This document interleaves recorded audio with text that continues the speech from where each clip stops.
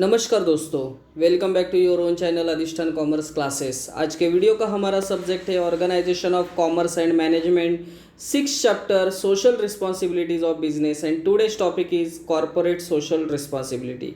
पिछले वीडियो में हमने देखा था introduction, meaning, definitions and scope of CSR, that is the corporate social responsibility. Scope में हमने एप्लीकेबिलिटी ऑफ CSR नाम का जो पॉइंट है वो कंप्लीट कर लिया था। आज हमें आगे बढ़ना है सेकंड पॉइंट पे। स्कोप में सेकंड पॉइंट है CSR कमिटी। तो वीडियो को शुरू करने से पहले दोस्तों इतना ही कहना चाहूँगा, अगर आपने फर्स्ट टाइम चैनल को विजिट किया तो प्लीज़ चैनल को सब्सक्राइब करना, साथ में जो बेल आइकन दिया है उसको भी हिट करना ताकि आपको रेगुलर अपडेट मिलते रहे। तो चलिए फटाफट स्टार्ट करते हैं आज के वीडियो को। Scope of corporate social responsibility, B point, corporate social responsibility committee.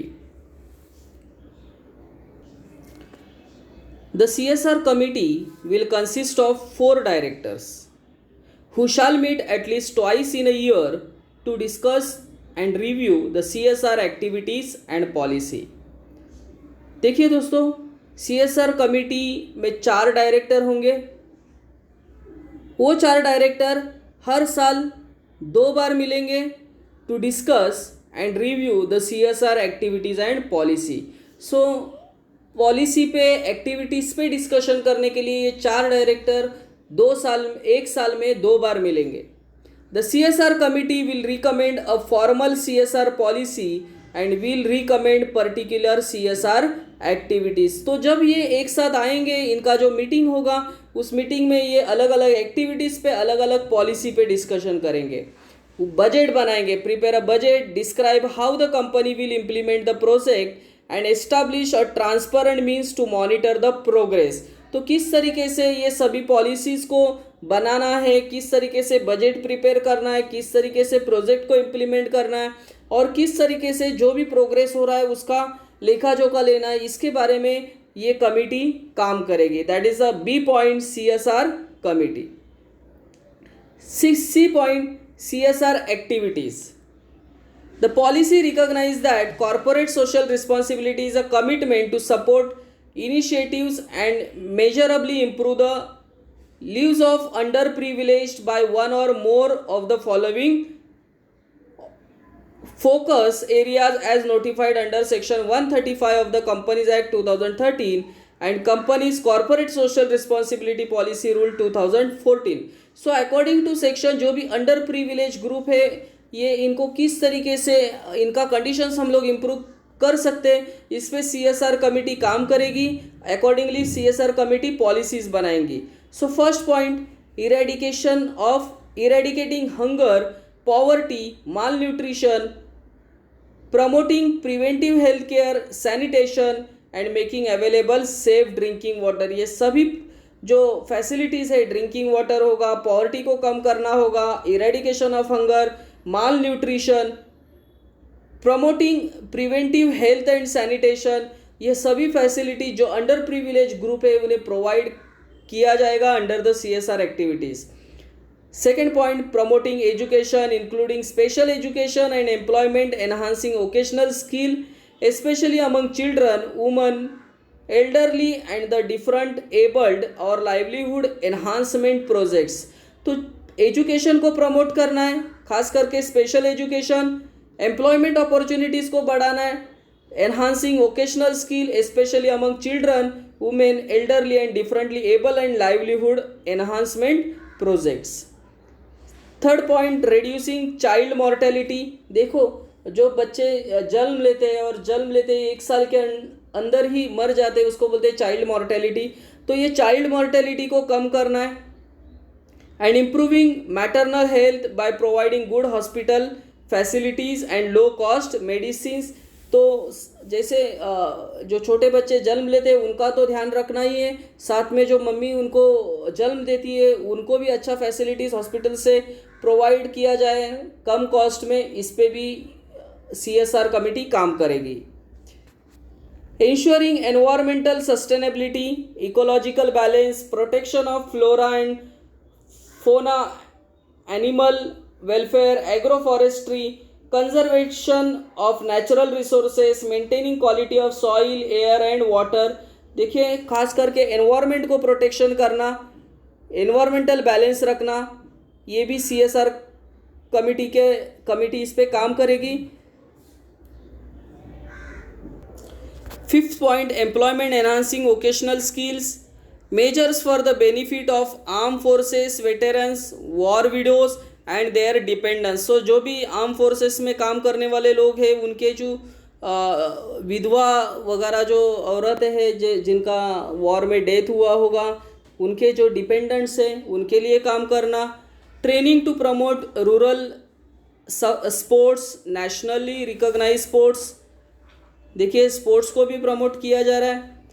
Contribution to the prime minister national relief fund और any other fund set up by the central government for socio economic development and relief and welfare of the schedule caste, schedule tribe and other backward classes, minorities and womens. So देखिए contribution किया जा रहा है ministers national relief fund में. जो भी schedule caste, schedule tribe, women's है, backward classes है, उनको प्रमोट किया जा रहा है. Rural development projects and slum area development, जो भी झोपड़पट्टी वगैरह जो एरिया है उनको डेवलप करना, ये CSR कंसेप्ट के अंडर काम किया जाएगा. Allocation of funds, the company would spend not less than 2% of the average net profit of the company made during the 3 immediately preceding financial year. The surplus arising out of the CSR activity will not be a part of business profit of the company. So 2% of the average net profit जो होगा पिछले 3 साल का, वो 2% part CSR पे खर्चा किया जाएगा और जो भी पार्ट इसमें से बचेगा वो हमारे प्रॉफिट का पार्ट नहीं होगा, कंपनी के ऑर्गेनाइजेशन के प्रॉफिट का पार्ट नहीं होगा. The company may build CSR capacities of its personnel and or those of implementing agencies through institutions which establish track record of at least 3 financial year. देखिए यहाँ important बात बोला है, the company may build CSR capacities of its personnel and those of its implementing agencies. तो CSR वो खुद का personal capacities तो इंक्रीज करेगा ही, बट जिसके थ्रू, जिस एजेंसीज के थ्रू वो काम करते हैं, agencies through institution with establish track record of at least 3 financial year. तो खुद का जो भी पर्सनल रिकॉर्ड होगा वो तो मेंटेन करेगा और जिस एजेंसीज के थ्रू ये CSR काम करते हैं उसका भी 3 साल का रिकॉर्ड रखा जाएगा. Then non compliance of CSR activities, जैसे गवर्नमेंट ने सेक्शन 135 अकॉर्डिंगली अगर आपने ये CSR को फॉलो नहीं किया तो, non compliance of CSR activities को फॉलो नहीं किया तो क्या हो सकता है. So there is a no specific penal provision for non compliance under section 135 of the act. However, non-disclosure or absence of the details about the CSR policy and its implementation in the board report would attract penalties. मतलब आपने board report में CSR के policies के बारे में, CSR के activities के बारे में अगर रिकॉर्ड नहीं दिया बोर्ड रिपोर्ट में तो आप क्या पेनाल्टीज़ लगती है, मतलब पेनाल्टीज लग सकती है. तो वो क्या पेनाल्टीज़ है देखिए, penalties for non complying the duty of CSR would attract fine of not less than 50,000 विच में एक्सटेंड टू 25 lakhs, मतलब 50,000 तक का फाइन, और वो फाइन और भी बढ़ सकता है up to the 25 lakhs. And every officer of the company in default shall be punishable with imprisonment for a term which may extend to 3 years. तो ये CSR रूल जो भी फॉलो नहीं करेगी वो कंपनी को 50,000 से लेके 25 लाख तक का फाइन्स लगेगा, पेनल्टीज लगेगा. साथ में जो ऑफिसर इसके लिए रिस्पॉन्सिबल है उसको 3 साल का तक जेल हो सकता है, और with a fine which shall not be less than 50,000 विच में एक्सटेंड टू 5 lakhs और विद बोथ. तो 3 साल का जेल और फाइन्स 50,000 से लेके 5 लाख तक का. सो आई होप दोस्तों, कॉर्पोरेट सोशल रिस्पॉन्सिबिलिटी, ये इस पे मैंने 2 वीडियो बनाए हैं, तो ये सभी पॉइंट आपको क्लियरली समझे होंगे. मेरे एफर्ट्स आपको पसंद आए तो प्लीज़ लाइक करना, दोस्तों के साथ शेयर करना. That's it, thank you very much दोस्तों. We will be meeting in our next video. तब तक के लिए बाय बाय.